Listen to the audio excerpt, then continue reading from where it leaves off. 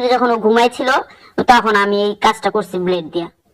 কি দুনিয়া আসলো, বাসর ঘরে স্বামীর লিঙ্গ কেটে দিল নতুন বউ। কথাটি শুনতে অবিশ্বাস্য মনে হলেও বাস্তবে তাই ঘটেছে গাইবান্ধার সাদুল্লাপুর উপজেলায়। খবর নিয়ে জানা গেছে, এক নববিবাহিত স্বামী স্ত্রীর বাসর ঘরে চাঞ্চল্যকর ঘটনা ঘটেছে।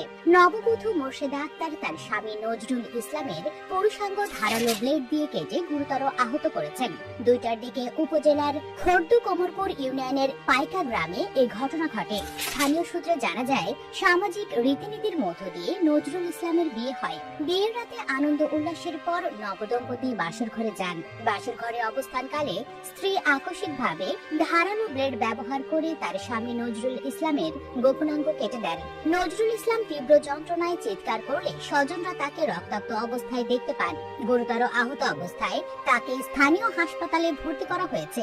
হাসপাতাল সূত্র জানায়, নজরুল ইসলামের গোপনাঙ্গের আংশিক কেটে ফেলেছেন। কর্তব্যরত চিকিৎসকরা দ্রুত সেলাই দিয়ে ব্যান্ডেজ করে দিয়েছেন। তবে তাকে উন্নত চিকিৎসার জন্য গাইবান্ধা জেনারেল হাসপাতালে পাঠানোর প্রস্তুতি চলছে। প্রয়োজনে রংপুর মেডিকেল কলেজ হাসপাতালেও পাঠানো হতে পারে। হাসপাতালে নজরুলের স্বজনরা অভিযোগ করেন, স্ত্রীর মানসিক সমস্যা রয়েছে এবং পূর্বের কোনো প্রেম ঘটিত কারণে এমন পরিস্থিতির সৃষ্টি হতে পারে। তারা এই ঘটনার বিচার দাবি করেন।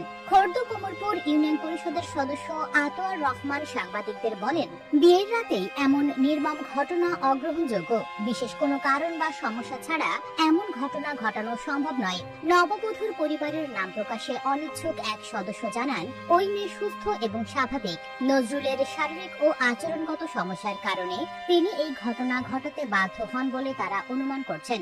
সাদুল্লাপুর থানার অফিসার ইনচার্জ তাজউদ্দিন খন্দকার জানান, খবর পাওয়ার পর পুলিশ ঘটনাস্থলে পৌঁছায়। নববধূকে থানায় নিয়ে আসা হয়েছে এবং তাকে ঘটনার কারণ জানতে জিজ্ঞাসাবাদ করা হচ্ছে। তার কাছ থেকে প্রকৃত ঘটনা জানা গেলে আইন অনুযায়ী যথাযথ ব্যবস্থা নেওয়া হবে। সুপ্রিয় দর্শক, স্থানীয়দের মাঝে চাঞ্চল্যকর পরিস্থিতির সৃষ্টি হয়েছে এই ঘটনা নিয়ে। স্থানীয়দের মাঝে অনেকে বলছে, এটি কিয়ামতের আলামত। তা না হলে বাসর ঘরে নতুন বউ এই কাজ করতে পারে? দর্শক, অবিশ্বাস্য এই ঘটনা নিয়ে আপনার মন্তব্য জানিয়ে দিন ভিডিওর কমেন্ট বক্সে। ভিডিওটি ভালো লাগলে লাইক ও শেয়ার করুন, আর আমাদের চ্যানেলে নতুন হলে সাবস্ক্রাইব করে সাথে থাকুন। ধন্যবাদ।